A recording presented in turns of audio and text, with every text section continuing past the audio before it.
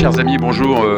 Merci de vous retrouver, de me retrouver dans cet endroit magnifique. La preuve, je n'avais pas mis de cravate depuis 10 ans, donc je l'ai mis aujourd'hui. Merci Michel de me permettre de modérer cet événement et finalement super fier d'être cardiologue, entouré de mes confrères les plus prestigieux dans le domaine de la cardiologie. La cardiologie, elle n'a pas attendu les années 2000-2020 pour prendre le train des nouvelles technologies depuis des années et des années pour le progrès des patients. Et c'est pas fini, comme nous le diront le professeur Michel Comajda et les intervenants cardiologues.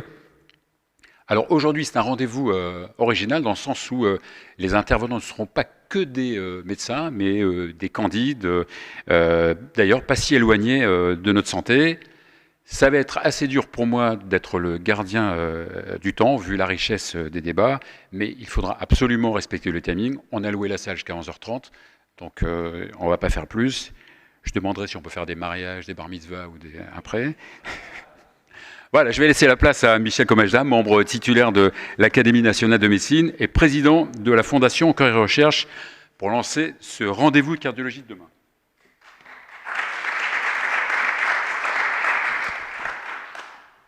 Merci Fabien. Je voudrais d'abord remercier notre secrétaire perpétuel pour ses mots de bienvenue. C'est vrai que c'est un honneur pour nous d'être dans un endroit aussi prestigieux.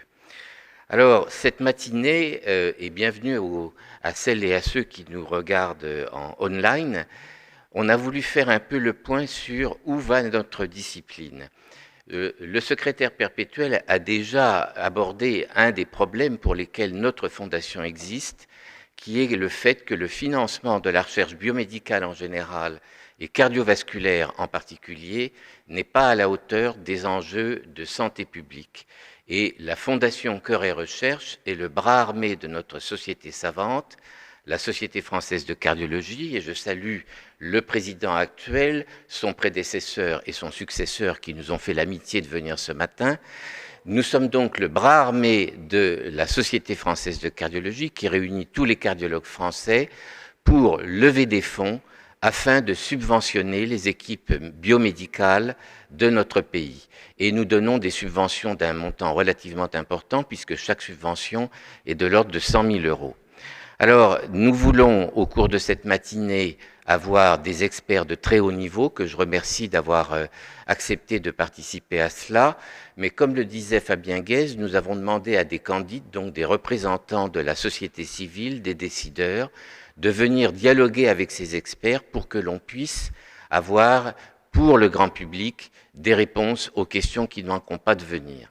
Donc, je remercie tous les orateurs et les intervenants d'avoir accepté de participer à cette matinée. Normalement, puisque nous sommes en année pré-olympique, nous devrions avoir la participation de M. Stéphane Diagana, qui viendra à la fin de parler de cœur et sport. Donc, je pense qu'on va avoir un échange tout à fait passionnant.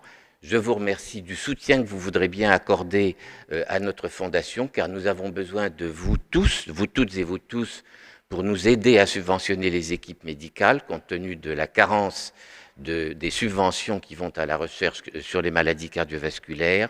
Et je pense que nous allons avoir une matinée fascinante qui sera conclue par l'actuel président de la Société française de cardiologie, le professeur Christophe Leclerc.